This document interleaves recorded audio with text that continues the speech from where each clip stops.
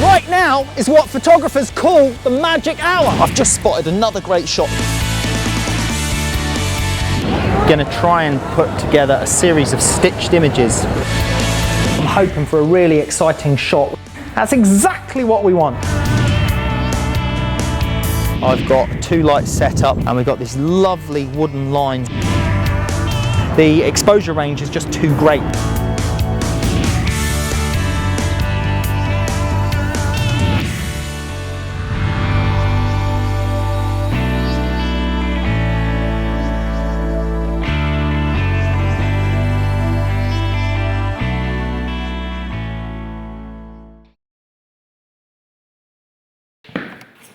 Right, in this one, Tim, I've got 1 para 88. Right, okay.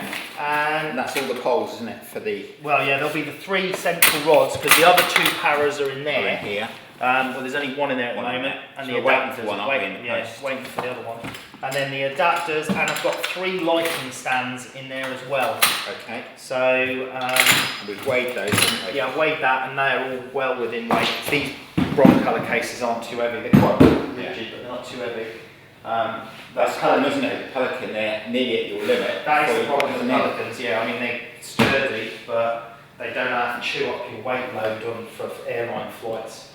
So the main problem is we can't go over 30 kilos for any one case. So I've weighed these again, and because we've got to take these lithium-ion batteries as hand luggage, that takes quite a bit of weight out, because there'll be 3 batteries out of there. So the total weight of these, because this case alone, they're heavy. I mean, with the amount of foaming that it'll need, that's going to be 13 kilos. So I've weighed that up on the scales. With 3 move packs, we're still waiting for the 3rd one, but with 3 move packs and no batteries, we're looking at 28.6 kilos. So we're just in for that one. So the next one we've got to do is these lights. So we've got the 4 Moby LED lights. Put them all in loose for now, and then we'll weigh them up on the scales and then just balance the foam on top. Okay.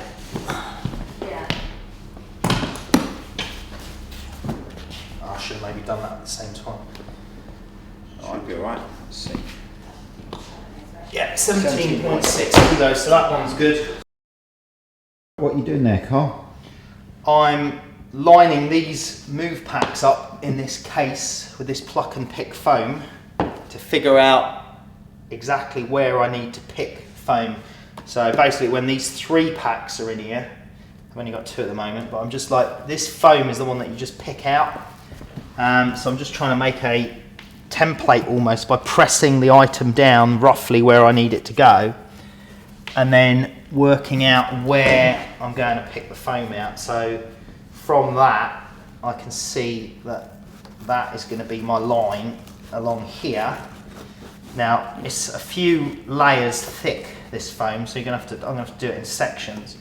But the this foam, it's all right, but it don't last that long. It's much better actually for long term if you get some foam cut to suit the exact size of the objects, but we've run out of time for this trip to get that done, so I'm basically just going to go with the foam that comes with it for this trip, and then go from there. So you can see I've made a rough break there. Hold on, I'm just going to check that. That one was on there, wasn't it? Is it that one? Yeah.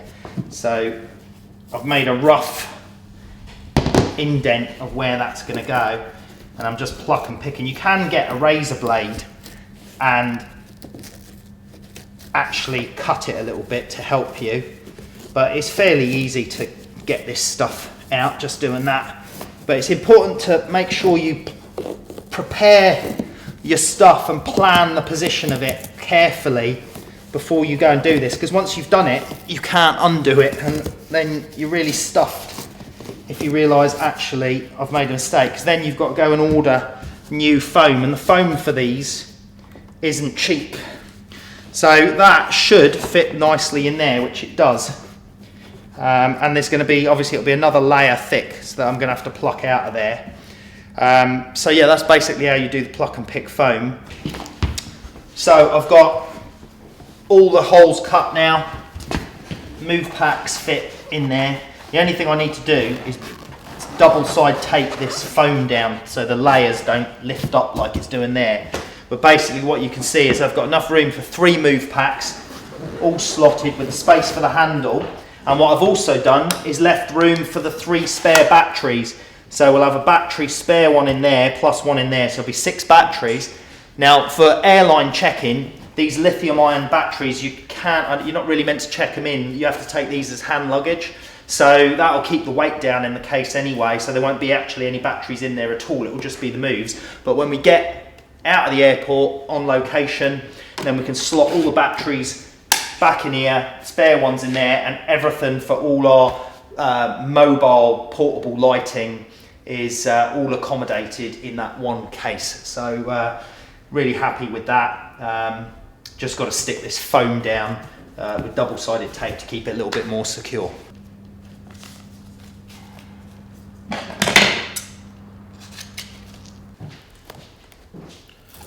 Okay, so that's the last piece on that layer.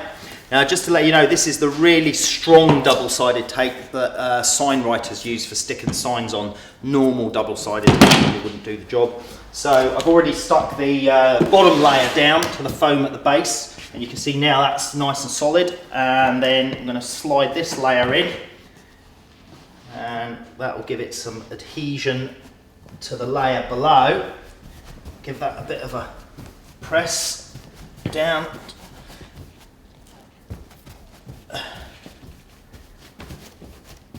And now, hopefully, there you go, when we pull that up, it doesn't come away from the thing, so you don't get that trouble of when you put your stuff in the case, like so, that when you pull it out again, the foam doesn't come with it, which it was doing before, so that's worked out really well. Now, the other problem, as I mentioned before, is that this pick and pluck foam does deteriorate after a few goes. So another little tip that you can do is you can actually run black gaffer tape, or what you call duct tape, over some of these bits to stop the pick and pluck foam separating.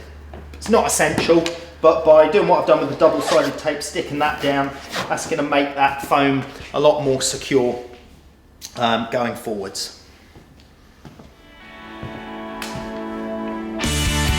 Right now is what photographers call the magic hour. I've just spotted another great shot. Going to try and put together a series of stitched images. I'm hoping for a really exciting shot. That's exactly what we want. I've got 2 lights set up and we've got this lovely wooden line. The exposure range is just too great.